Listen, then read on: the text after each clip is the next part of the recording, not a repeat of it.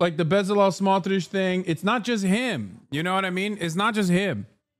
If that's the case, then what the fuck does like Netanyahu mean when he says we're doing everything in our power to make sure that we follow through with Trump's permanent displacement plan? That's what we're gonna do.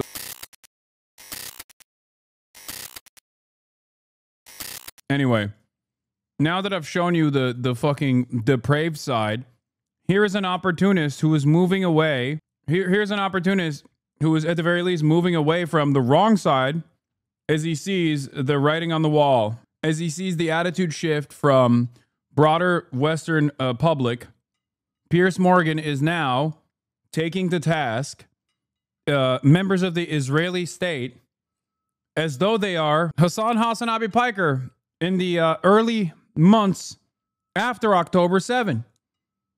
Never did I think I would see this day where Piers Morgan would be, by way of, by way of being a careerist, but still, Piers Morgan would be on the right side of an issue, and Ethan Klein would be on the fucking wrong side of said issue, and the issue being Israel doing a genocide.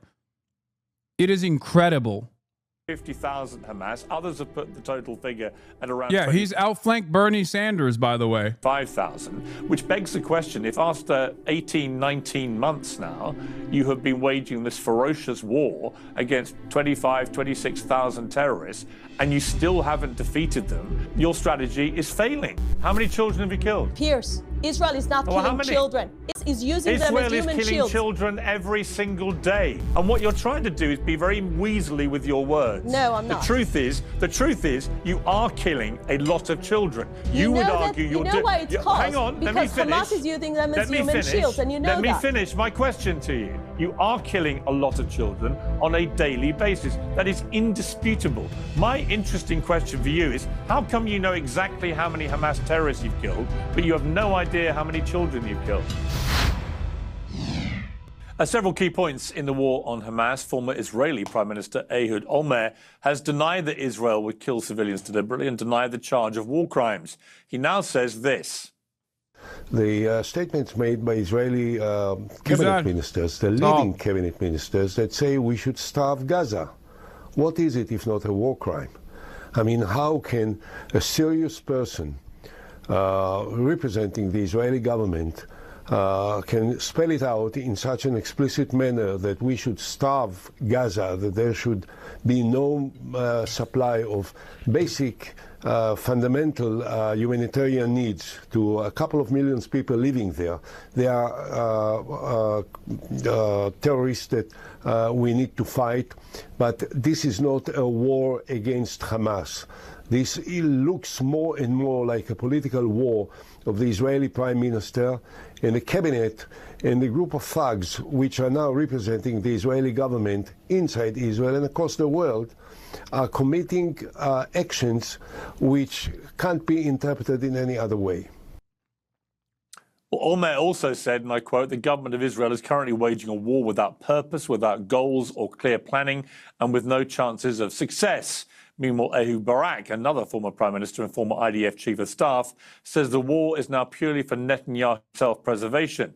Yair Golan, an opposition voice and a former army deputy chief of staff, said Israel is, quotes, killing babies as a pastime, close quotes, and risks becoming a pariah state. These aren't radical Islamists or raging anti-Semites, but patriotic Israelis who think their country is losing the plot. Today, Israel announced that they've eliminated Hamas's chief in Gaza, Mohammed Sinwar, the younger brother of Yahya Sinwar, the mastermind behind the deadly attacks on October the 7th. That was seen as a huge win by Israel as they looked to justify the continued fighting. But how many innocent Palestinians are losing their lives as a consequence? Overnight, we saw more shocking scenes in Gaza as thousands of Palestinians overran an aid site run by a US and Israeli-backed group with the intention of taking control of food distribution away from the UN. Many experts believe the swathes of Gaza face imminent famine caused by an 11-week Israeli blockade, which is only now beginning to ease. How much longer can all this go on? Well, I'm joined by Israeli Ambassador to the UK, Zippy Hotovely. Ambassador, welcome back to Uncensored. Good evening, Piers. Incredibly damning comments from two former prime ministers of Israel and a former deputy chief of staff of the Israeli army, when you hear what they have to say, surely it gives you pause for thought, doesn't it? Well, it's quite obvious for someone like you that understands politics that those people are coming from the opposition. Their job, in their opinion, is to fight whatever the government is doing. I think it's very anti-patriotic not to support Israel's war when we are fighting the most justified war in the world against a terror group. Against children. Israel is fighting the most justified war in the world against... These are terror children, and they must die. Piers, you are Hamas. That committed the worst atrocities at the 7th of October. Just today, we remember 600 days that we still have 58 hostages in captivity. And I'm afraid to say, nowadays in Israel, you can't find even one leader that will say he's willing to live with Hamas on its doorstep. So if those people have any criticism, they should offer a plan how Hamas will be removed from the Gaza Strip, from controlling the doorstep of Israel, not committing the 7th of October again. I didn't get to hear that, not from European leaders that are criticizing Israel, and not from those opposition former leaders. So I must say that in the end of the day, Israel has a serious threat on its security. You will agree with that. No one wants to see people being massacred in their homes like we've seen at the 7th of October. And in order to do that, the aims of the war are still relevant. We want to bring back our hostages, and we want to make sure Hamas won't control the Gaza Strip. Every leader in the world, in the Western world, agrees on those two aims. You know, you and I have spoken regularly, or on a number of occasions throughout this war. I've always said from the start, as you know, that Israel had an absolute right and indeed duty to its people to defend itself after those appalling attacks. And my position about that hasn't changed. But I also kept asking one question, which was, what is a proportionate response? And I've got to tell you that in the last few weeks, I have found the Israeli government strategy in Gaza to be utterly disproportionate. And I'll explain to you why. When you launch a blockade for nearly 3 months to a population which already has seen much of their possessions, their land, their buildings, their homes decimated by bombardment after bombardment, when you say that you're going to launch a blockade on aid and food to a population where 50% are under 18, you are pursuing, it seems to me, as Ehud Olmert said, a policy of starvation towards, obviously, because of the nature of the population in Gaza, of a lot of children. And that is a war crime. I mean, what else do you call it? I think when you look at the facts, and you should look at the facts, letting in 25,000 trucks with tons of aid, this is not a policy of starvation. Now, let me tell you what was Israel's policy from the beginning of the war. From the beginning of the war, we created a very clear distinction between the terrorists. We're talking about 50,000 people that embedded themselves in population, as you know. Just now, you just mentioned Mohammed Sinwar. He was found under a hospital, under the European hospital. He was hiding there because he knows exactly how the world reacts when Israel attacks hospitals. But those hospitals being abused and being used as a terror facilities. This is why Israel is allowed to operate there. Now, I'm going back to the policy of aid.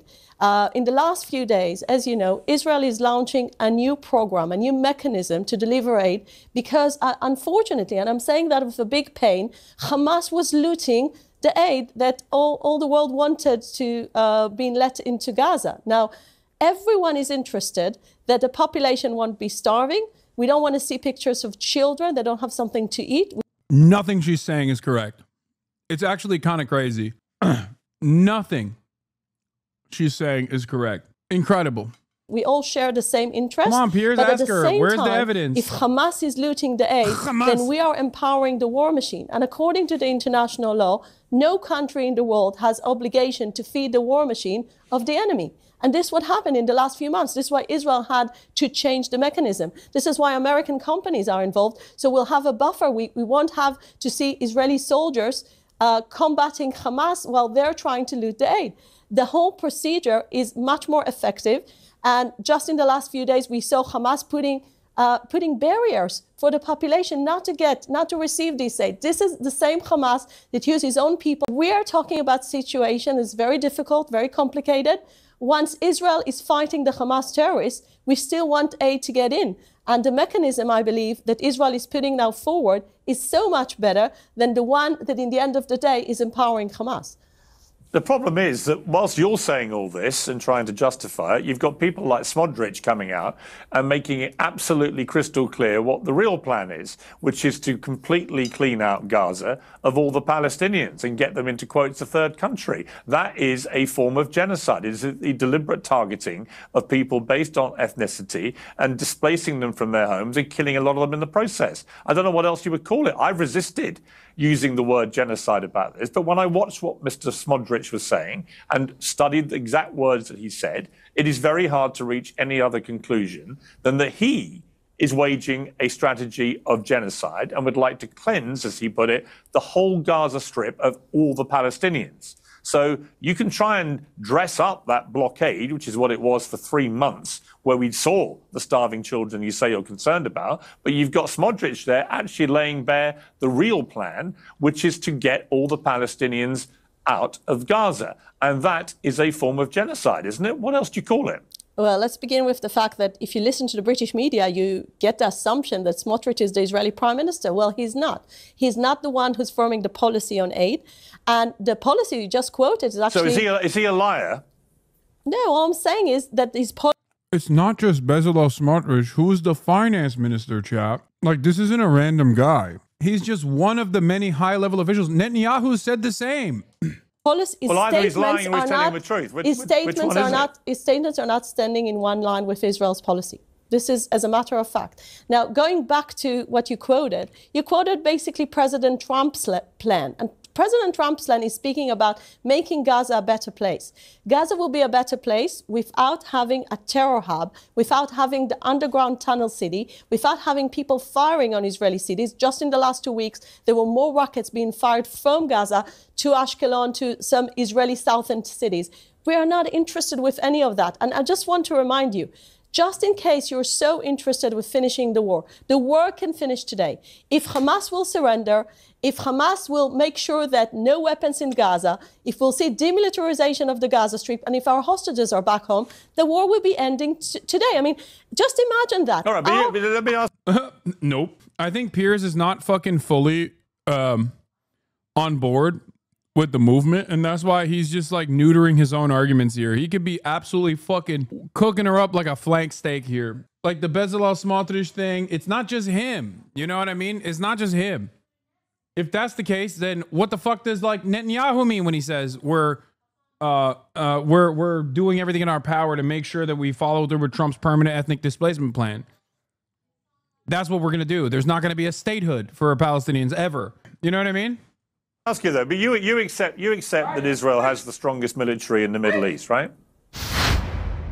I am the proud owner of 2 cats, which are named after 2 Arsenal football legends. And like their owner, they are extremely demanding. How fortunate then that today's show is sponsored by Smalls, which happens to make incredible cat food. This stuff is packed with high quality protein, made with preservative-free ingredients, and is delivered directly to your doorstep. They started this back in 2017 with a few guys cooking good quality cat food at home. Now they've sold millions of cat meals nationwide, and the results speak for themselves. 88% of cat owners reported noticeable health improvements after switching. There's a risk-free trial for cats' patients if you don't order soon. So give your cat the food they deserve. For a limited time only, Uncensored viewers can get 35% off Smalls, plus an extra 50% off your first order by using the promo code Piers. That's an additional 50% off when you head to smalls.com and use promo code Piers. Again, that's promo code Piers for an additional 50% off your first order, plus free shipping at smalls.com. We have a strong military, but very vulnerable population that's been hit by a terror organization. We're a small country. We're a small country that its border being invaded. Fine. I just asked you a question as to whether you have the strongest military in the Middle East. You accept you do? We do, but at the same time, we're a very vulnerable country when we're surrounded by radical Islamists. Dude, I love that. I love that. She literally did the we're both incredibly strong and mighty, but also very small bead. Like, in the same second. It's crazy.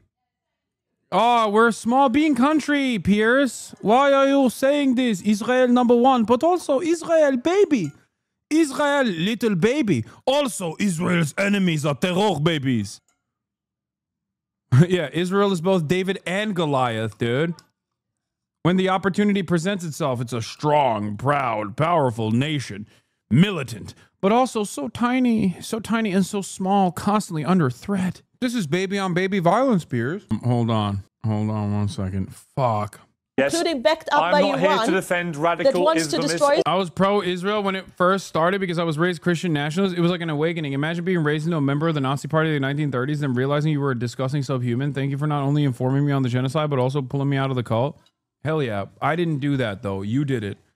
You were open-minded. You engaged in critical thinking. You engaged in something that contradicted your initial programming, and a lot of people don't do that. So I will always, always, always defend those who do and celebrate those who do. Remember, Israel. I'm not here to defend that. I'm not here to defend Hamas, who I think are a despicable terror organization. But you said there were 50,000 Hamas. Others have put the total figure at around 25,000, which begs the question, if after 18, 19 months now, you have been waging this ferocious war against 25, 26,000 terrorists, and you still haven't defeated them, you still can't get your hostages released, they're still not being released, it's clear to most people that your strategy is failing. But what you're doing is ramping up the attacks, ramping up the devastation, ramping up the clearing out of Gaza. You've got members of the cabinet openly saying they want to get... Is it actually funny? Yeah, I don't fucking know, dude. I don't know. Why are you spamming this? Oh my God. Oh my fucking God. Dude, stop spamming. I don't know.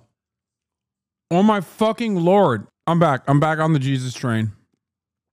You can say bless you again. This guy made me find God. Find God! Get rid of all the Palestinians and get them into another country. So it seems to... Yeah, did Israel say it? Did Israel claim it? Then it's a lie. Okay, that's my automatic lock.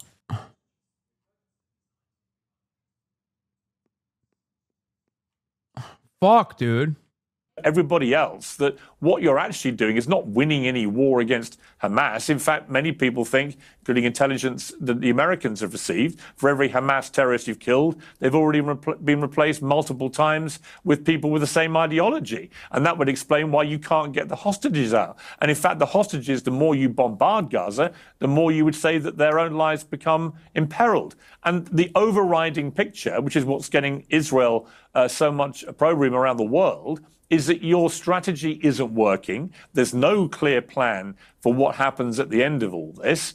Hamas is still clearly alive and well and thriving. Yes, you've killed another one of their leaders today, but you killed his brother, who was the architect of October the 7th, months ago, and that didn't seem to make any difference to Hamas's ability to continue engaging in battle with you. And the argument remains, how many Palestinian civilian innocent lives, women and in particular children, are you prepared to kill as you continue going after Hamas when it doesn't appear that you're winning that battle? No, of course Piers isn't fully there, and he will never get fully there. Piers' entire career is designed around never fully getting there, Chad. I'm new here. It's insane, bro. You know that, first of all, you know you're not supposed to spam, because you kept changing the fucking goddamn question that you were asking. Calm down. Strategy is failing. Piers, how many Japanese children were killed under American attacks, and how many? Oh my God. Oh my God. German children were killed. Does anyone believe Piers is sincere good faith? No, I was talking to a Muslim normie homie of mine about this, and I like to hear from him, like, about his perspective. Because he's not like super invested in the online shit, but he loves Norm Finkelstein. Like, he fucking loves Norm Finkelstein. And he was so mad at Piers Morgan. He was like, that fucking piece of shit. He was like, that fucking piece of shit spent the first 19 months shitting on every fucking pro-Palestinian speaker, only to now turn around and act like he was with it the whole time. Is he devout? Yes. What difference does that make? Anyway. The UK attacks in the Second World War. Listen, I mean, if you want to play a fair... Piers has never stopped inviting me on a show. I just stopped going on because I was annoyed. I was annoyed with the spectacle of it all.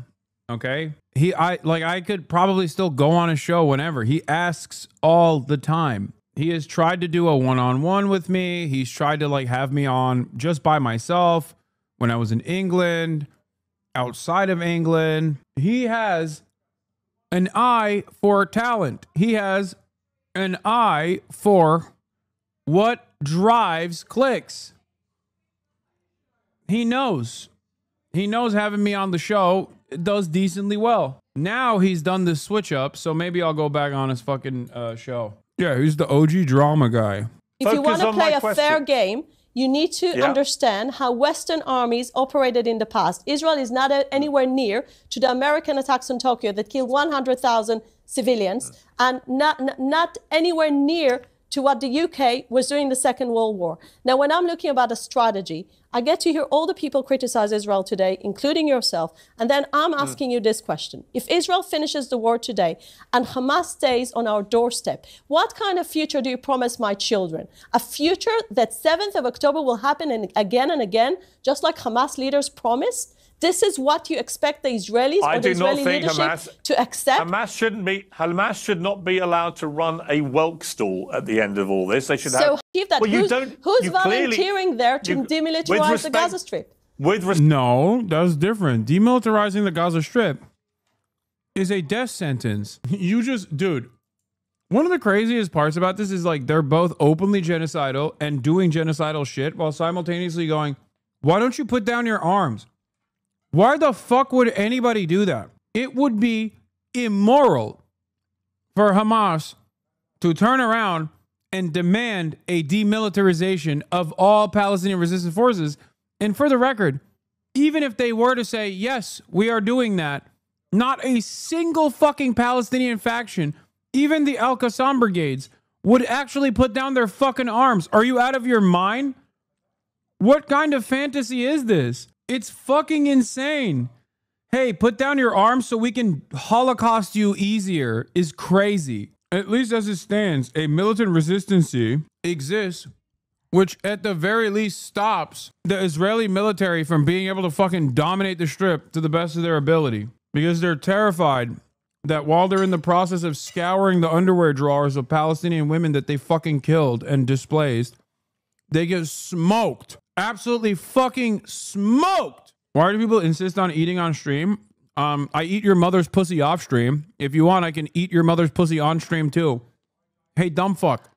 I'm live throughout the day. What do you want me to do? Not fucking eat? Suck my dick, piece of shit. Also, you're fucking grounded. I'm your stepfather, okay? Nope.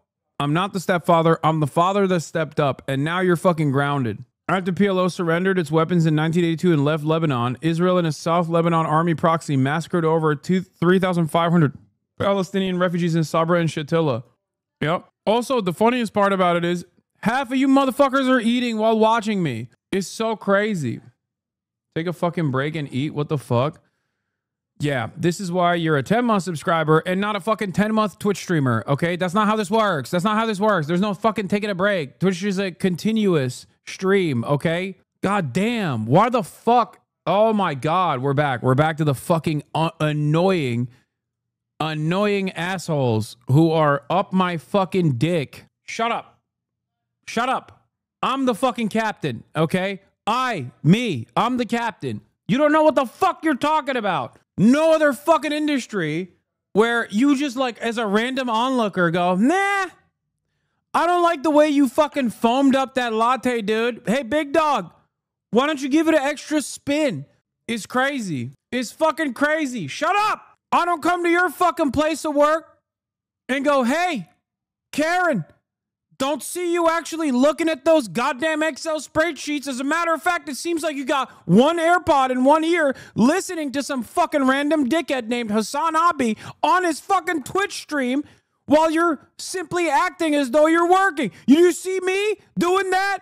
Do you see me coming over to your place of work and being like, oh, I can't believe you're having spaghetti and meatballs for lunch. That's going to make you fart quite a bit, actually. How about you switch it up, sugar tits, for some broccoli? Like, do I do that? No. So why the fuck are you doing that to me? Shut the fuck up. Anyway, I'm not actually mad. I'm memeing, but just quit the stream, dude. Okay, thanks, man.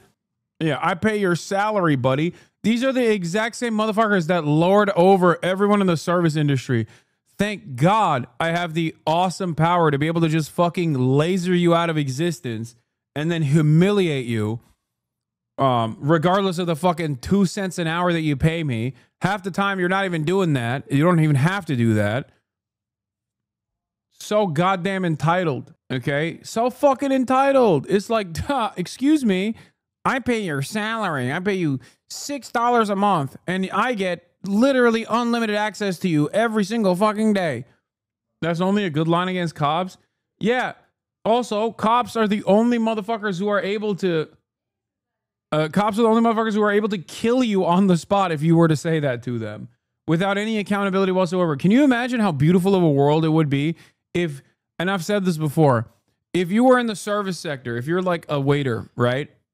Or if you work in retail, you work at a brick and mortar retail store, and some annoying asshole comes in and is like, I don't like the way you're, excuse me, I don't like the way you're presenting these t-shirts. I think there's a different method of folding that you should be applying, and you just basically hit a button, and that button automatically teleported them outside of the fucking store. Or, even better, that button actually fucking slammed their mouth shut so they couldn't make a noise any longer. How amazing would that be for you? If you ever worked in retail, I feel like, think about that. You go to a restaurant, some dickhead's like, hello, I'm going to tip you. I'm going to pay your salary. So, therefore, I get to make decisions on how you bring the wine. The wine should be brought before the aperitif waiter, garçon, garçon. And then you just go click. You just go click, and then immediately you just shut off their mouth, like Matrix, like in the Matrix, where the mouth is just like shut off entirely. Think about how much more enjoyable your life would be. Anyway, my partner and I argue about the best benign superpower. Ability to make someone shit themselves instantly is my pick. That's pretty good. I like that. I mean, another benign superpower would be to, like, with one snap, you just instantly transport someone that like 20 meters away from you.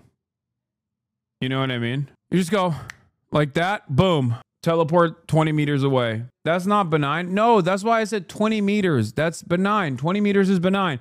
If you could do permanent teleportation, it would not be benign. It would be a very powerful superpower. But as long as you are able to do it for 20 meters, then it's benign. You know what I mean?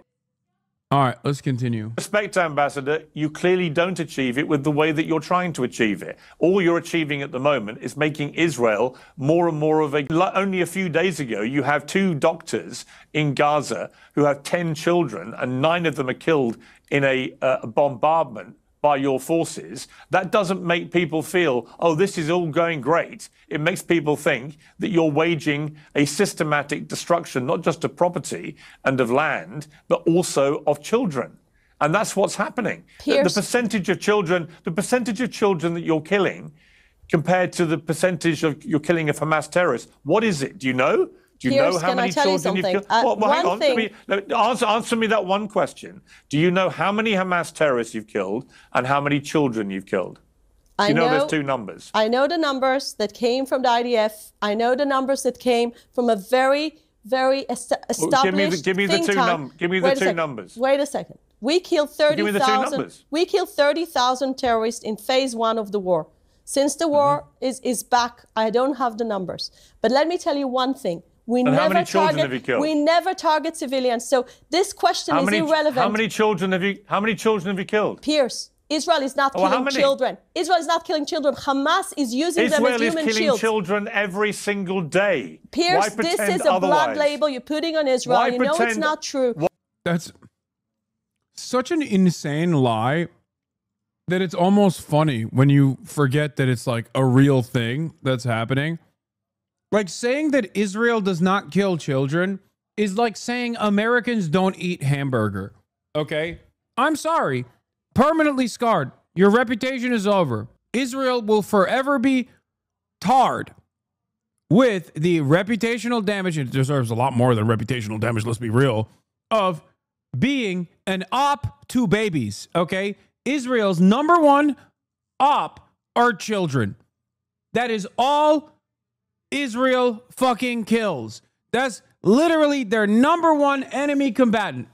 That's the only thing that Israel can fight back against, the fucking diaper force. Saying this is blood libel does not do what you think it does. He thinks, or she thinks, sorry. She thinks when she says, this is blood libel. You are Hamas doing blood libel. What she thinks is going on is like a lot of the onlookers are going to go, oh my God, I can't believe Piers Morgan is Hamas. I can't believe Piers Morgan is actually doing blood libel. No, a lot of people hear that and go, okay, is blood libel real then? Because I know Israel's number one enemy is babies. I've seen it with my own two fucking eyes. So all you've done, unironically, is now establish a defense for Nazis to say blood libel was real, see? And point to this. And these guys don't understand that. They literally cannot get out of their own heads. They think that everyone thinks like them. They think they've surrounded themselves with incredibly vicious people that have the exact same singular focus on murdering as many children as possible. So they think they can get away with this kind of commentary. They can't. HasanAbi is at it again.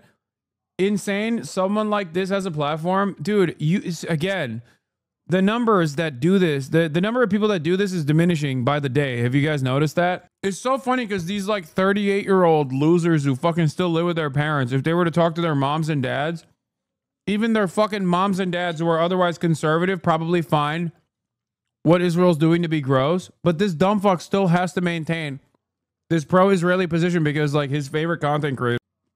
You are nothing. You're not a human being, dude. You have literally dehumanized yourself. You are a chatbot for a fucking content creator. No matter what happens, I will forever think of that meme. It's like the chain being broken, the freedom meme. I think it was Evan who used that as a reply when it's like your mother, when she finally hears the gunshot sound coming from the basement, and it's just like the chain broken meme. It's one of the best fucking responses I've ever seen to like a psychotic neo-Nazi. Evan stole it from Right Wing Co-op? No, I mean, regardless of who came up with it. Look, I have a much nicer version of that I often say. I will usually say, this is the reason why your family acts like you're not around for Thanksgiving. You know? This is why, where they're like, oh, he's not around. You're upstairs. They tell you to come down after the whole fucking family is left to pick up the leftovers. Oh yeah, I find R words. R word post of the day. Fuck white South Africans. Your mother when she hears a gunshot in the basement. Blood libels were a Nazi conspiracy about Jews? No, it's not. It's not a Nazi conspiracy about Jews. Blood libel far predates the Nazis. Okay? Blood libel is the idea that Jews are poisoning the wells in the fucking villages that they're in. And at a time when people didn't understand germ theory, they thought like, oh, these magic people are actually poisoning the wells and drinking the blood of our fucking children, our babies. And that's blood libel. And then they would use that as a reason to purge the villages of the Jews. Ironically, it's not dissimilar to the way Israel talks about Palestinians, actually. Come to think of it. Yeah.